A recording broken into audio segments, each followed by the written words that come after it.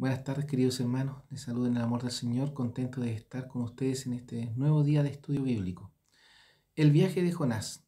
Ese ha sido el título de nuestros estudios bíblicos durante estos meses y agradecemos al Señor porque a través de la experiencia de vida de Jonás podemos también disfrutar de la enseñanza para nuestras vidas.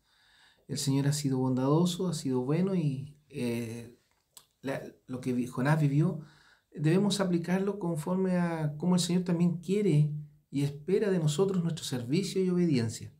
El trasfondo completo de este libro habla de la necesidad del creyente de obedecer al mandato de Dios, de reconocer sus faltas y no juzgar el plan de Dios, que en muchas ocasiones va contra lo que a lo mejor nosotros deseamos.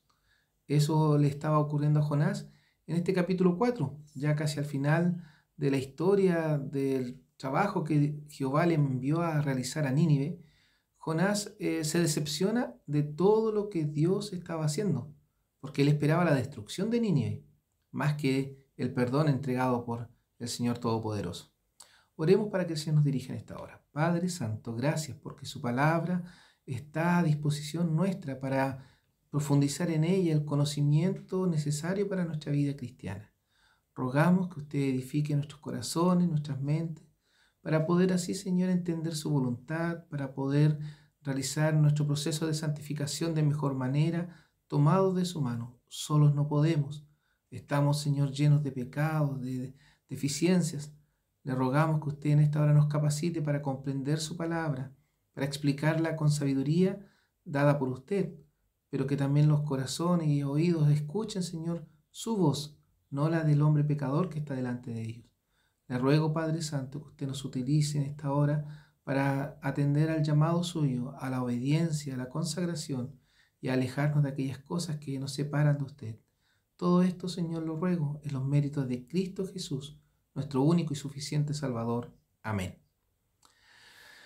Nuevamente compartiré con ustedes del capítulo 4 del libro de Jonás los primeros versículos que han sido la clave de este tiempo final del libro de Jonás. Capítulo 4 desde el versículo 1. Pero Jonás se apesadumbró en extremo y enojóse. Lloró a Jehová y dijo: Ahora, oh Jehová, ¿no es esto lo que yo decía estando aún en mi tierra? Por eso me precaví huyendo a Tarsis, porque sabía yo que tú eres Dios clemente y piadoso, tardo a enojarte, de grande misericordia, y que te arrepientes del mal. Ahora pues, oh Jehová, ruégote que me mates, porque mejor me es la muerte que la vida. Y Jehová le dijo: ¿Haces tú bien en enojarte tanto? He leído hasta el versículo 4 del libro de Jonás, el cual nos permite comprender también esta oración de Jonás. Quiero que podamos recordar que la semana pasada hablamos sobre el propósito de la oración que entregó a Dios.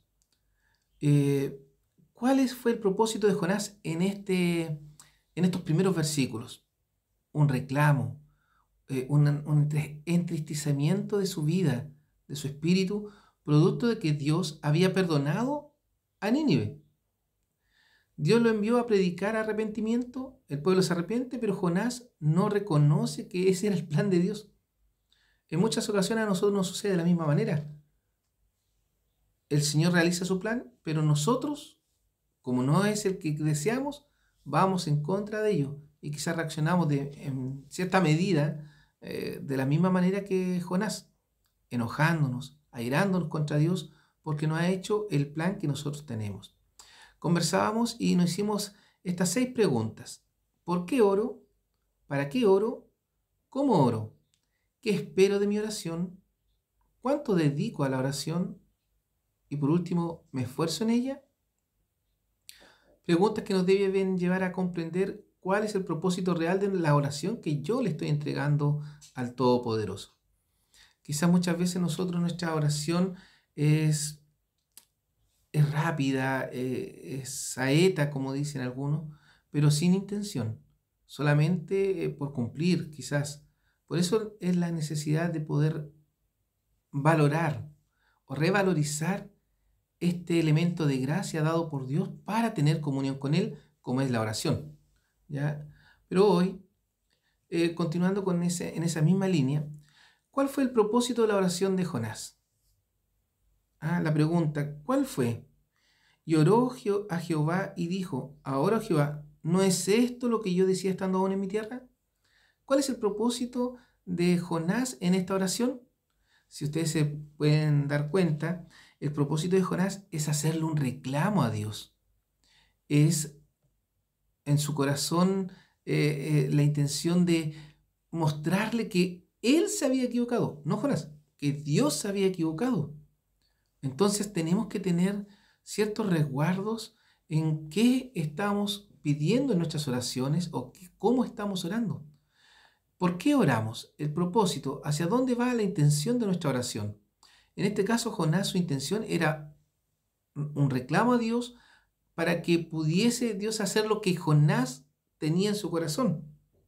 Porque le dice, ¿no es esto lo que yo decía estando aún en mi tierra? O sea, la primera vez cuando Dios fue a Jonás y él huyó, Jonás aparentemente le habría dicho o habría en su corazón sentido que en realidad para qué iba a ir a Nínive si al final Dios igual lo iba a perdonar. Entonces vemos que en realidad Jonás no quería hacer la voluntad de Dios, se molestó muchísimo porque en realidad Dios manifestó su voluntad y no era conforme a lo que Jonás creía o pensaba.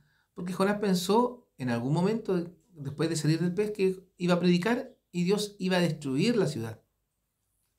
Quizás muchas veces a nosotros nos sucede algo así, en que pedimos a Dios algo que queremos que se cumpla porque es nuestro deseo, pero no sabemos si es la voluntad de Dios. Ahora bien, ¿cuál debe ser el propósito de nuestras oraciones? Y aquí vamos a ir al Evangelio de Mateo, en el capítulo 5, el cual nos va a hablar o nos va, en cierta medida, dar a conocer un poco de cuál debiera ser el propósito de nuestras oraciones. Mateo 5, versículos 23 al 24. ¿Qué dice? Por tanto, si trajeres tu presente al altar y allí te acordares de que tu hermano tiene algo contra ti, deja allí tu presente delante del altar y vete. Vuelve primero en amistad con tu hermano y entonces ven y ofrece tu presente. ¿Cuál debe ser el propósito de nuestras oraciones? Reconciliarnos con Dios. Estar a cuentas con Él. Aquí, ¿qué dice el Señor? Que si tenemos alguna dificultad, algún problema con alguno de nuestros hermanos, amigos, creyentes, vecinos, en fin, con quien sea, con nuestro prójimo, debemos solucionarlo antes de llegar delante de Dios.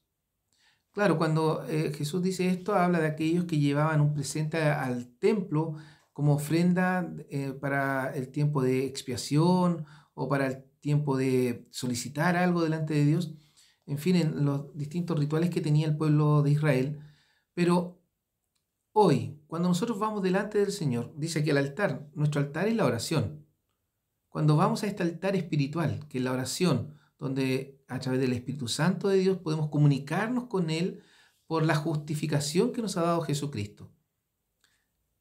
¿Cómo llegamos delante de Él? ¿Llegamos arrepentidos de todo lo malo que realizamos? Días atrás mencionaba en el mensaje sobre esto de perseverar en la gracia, cómo muchos creyentes aún piensan que pueden llevar delante de Dios su vida pecaminosa sin arrepentimiento y pedir y solicitar de Dios bendición o ayuda. Es necesario el arrepentimiento, es necesario solicitar de Dios el perdón para poder expresar nuestras acciones de gracias, para expresar nuestras necesidades, para expresar nuestra alabanza a Dios por medio de la oración. Y eso nos dice el pasaje de Mateo. Por tanto, si trayeres tu presente al altar, nuestras oraciones, alabanzas, solicitudes, en fin, y allí te acordares de que tu hermano tiene algo contra ti. Miren, ni siquiera es lo que yo siento, si es que posiblemente alguien tenga algo contra mí. Deja allí tu presente delante del altar y vete. Vuelve primero en amistad con tu hermano y entonces ven y ofrece tu presente. O sea, es que estar reconciliados con todos antes de llegar delante del altar de Dios. ¿Cuántas veces nos presentamos delante del altar del Señor indignamente, sin estar a cuentas con nuestros hermanos, con nuestros amigos, con nuestros vecinos? Es necesario reconocer también aquello, porque el propósito de nuestra oración debe ser exaltar el nombre de Dios, pero no lo podemos exaltar si estamos en pecado, si estamos fallándole. Por eso te invito también a reconsiderar tu vida, a evaluarla permanentemente. Es algo que todos tenemos que hacer. Muchas veces fallamos o pasamos por pruebas que en realidad nos debilitan y nos someten a esta presión de temor, de falta. Pero cuando nosotros nos presentamos delante de Dios, digamos, honradamente, dándole a conocer nuestra condición o nuestra necesidad, Él es fiel y justo para perdonarnos y para ayudarnos a salir de todo lo malo. Pero también tengo otra pregunta. ¿Cuál debe ser la disposición de nuestro corazón en la oración? Y he puesto aquí la humildad. Es algo que podemos ver reflejado en el rey David. Perdón. El rey David, teniendo muchas cualidades, pero también demasiadas falencias, siempre se presentó delante del Señor en humildad. Y la humildad fue clave para él en cómo llega al Señor y cómo el Señor llega a decir de él un hombre conforme al corazón de Dios. Y aquí tenemos algunos pasajes que vamos a utilizar para reforzar en parte esto, y aparece en Lucas 18, versículos 9 al 14, un poco extenso quizás en este momento, pero vamos a tratar de poder utilizarlo completo. Lucas 18, del 9 al 14. Y dijo también a unos que confiaban de sí como justos y menospreciaban a los otros esta parábola. Dos hombres subieron al templo a orar, el uno fariseo, el otro publicano. El fariseo en pie oraba consigo de esta manera: Dios, te doy gracias que no soy como los otros hombres, ladrones, injustos, adúlteros, ni aun como este publicano. Ayuno 2 veces a la semana, doy diezmos de todo lo que poseo. Mas el publicano, estando lejos, no quería ni aun alzar los ojos al cielo, sino que hería su pecho, diciendo: Dios, sé propicio a mí, pecador. Os digo que éste descendió a su casa justificado antes que el otro, porque cualquiera que se ensalza será humillado, y el que se humilla será ensalzado. ¿Cuál debe ser la disposición de nuestro corazón en la oración? Quizás muchas veces rebuscamos palabras, buscamos formas para orar. No, el Señor nos pide un corazón humilde, que lleguemos delante de Él y dejemos que brote lo que está en nuestro sentir, en nuestro corazón, en nuestra mente. No debemos rebuscar la forma de orar, debemos presentarnos al Señor y orar. Hay muchas veces hermanos que se menoscaban por quizás su conocimiento académico y no tienen a lo mejor las suficientes palabras quizás, pero el Señor no ve aquello, ve el corazón. Lo importante de esto es la relación que yo tengo con Dios en mi oración, y por eso también yo les invito para no tener temor cuando oramos, porque nuestra oración, siendo sincera, el Señor la va a recibir de la misma manera que cualquier oración hecha de corazón, no importando la calidad de los términos o palabras que utilicemos, porque el Señor entiende nuestro corazón. Proverbios 28, 26 dice: el que confía en su corazón es necio, mas el que camina en sabiduría será salvo. El que confía en su corazón, el que confía en sus capacidades, en su intelecto, ¿cómo va a ir delante del Señor si no tiene confianza en Él? Es necesario reconocer que no tenemos capacidades, sino que solamente el Señor puede obrar en nosotros. El Señor solamente puede obrar en nosotros.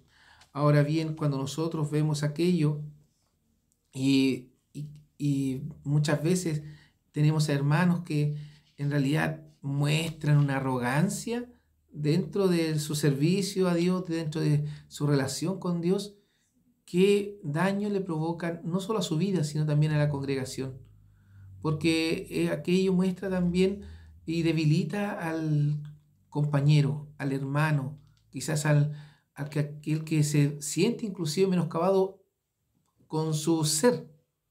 Porque hay muchos, lamentablemente, hermanos que, como les decía, al no tener algunos conocimientos académicos o su desarrollo académico fue limitado por la experiencia de vida, por la situación económica, en fin, muchos se sienten menores. Y cuando aparece este hermano que se jacta de todo lo que hace, menoscaba también a aquel hermano. Por eso el Señor nos llama en humildad. buscarle en esta oración, que nuestra disposición debe ser sencilla, sobre todo cuando estamos teniendo oraciones congregacionales, cuando nos reunimos en el templo, cuando nos juntamos a orar con las familias, en fin, ahí tenemos que tener estos cuidados. ¿Qué nos dice Oseas 10, versículo 13?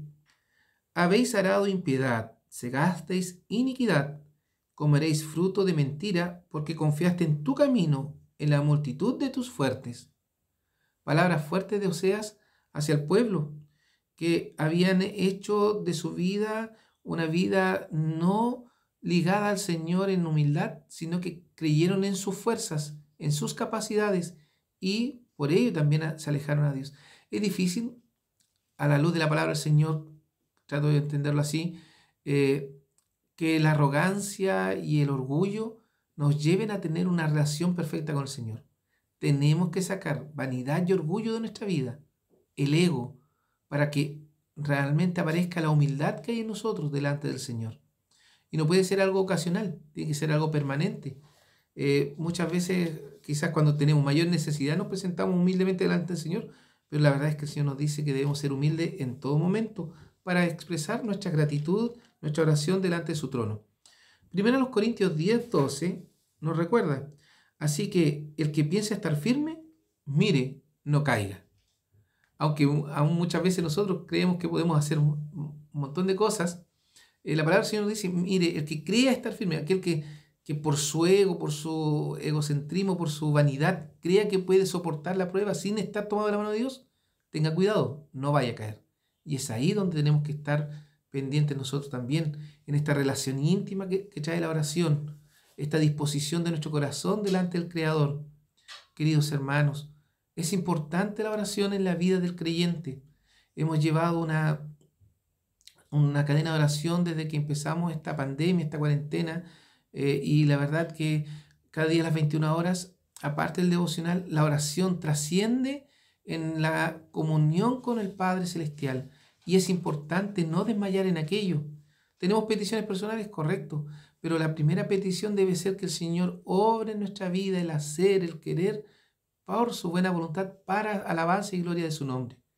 Hoy más que nunca tenemos que mostrar un testimonio fiel.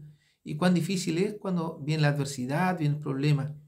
Seamos fieles en todo momento delante del Señor, a pesar de lo que estemos viviendo. Por lo tanto, evalúa la disposición de tu corazón, de nuestro corazón. Ahora, comparémonos a la actitud de Jonás hacia Dios.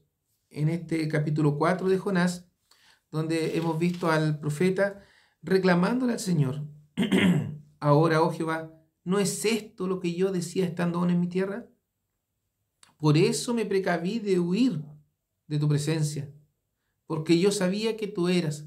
Jonás, sabiendo cómo era Dios y cuál era el plan de Dios, aún así su actitud fue quizás voy a decirlo así, un poco arrogante, aunque aparentemente era demasiado. La actitud de Jonás hacia Dios en esta oración: falta de amor al prójimo. Cuando mencionaba anteriormente cuál debe ser la disposición de nuestro corazón en la oración, humildad, pero también cómo se manifiesta hacia afuera. ¿Cuál fue la actitud de Jonás hacia Dios a través de esta oración? Falta de amor al prójimo.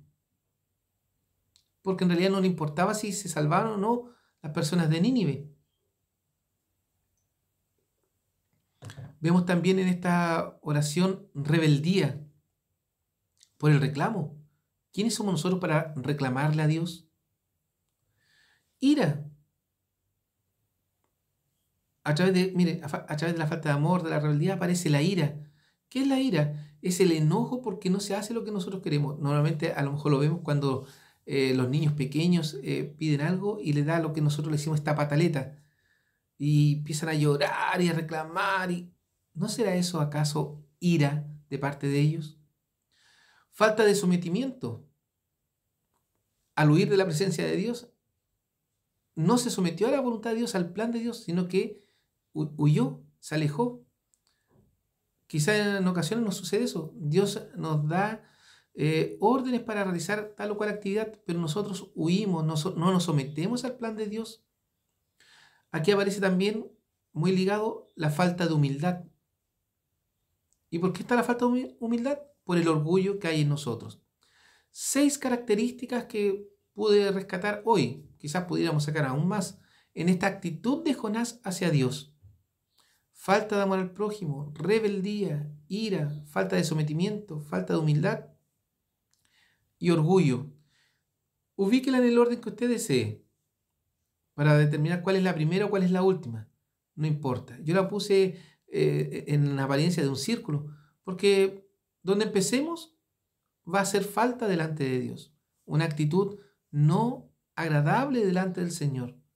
Por eso hoy también te invito a considerar tu actitud en tu oración, la actitud que tenemos delante del Señor en el servicio, en la obediencia.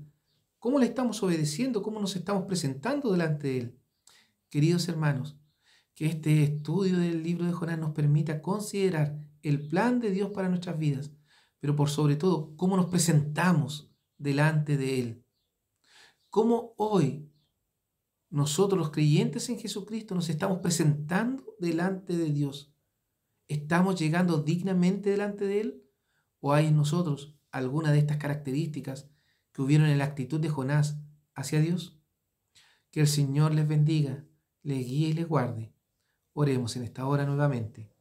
Bondadoso Padre, gracias por su palabra, porque ha sido bueno con nosotros y porque nos permite comprender su palabra para edificación de nuestras vidas. Perdone cada falta, cada pecado que hay en nosotros, nuestra falta de humildad, nuestra falta de sometimiento, nuestra falta de amor, nuestro orgullo, Señor, que muchas veces opaca nuestra visión del plan que usted ha destinado para nuestras vidas.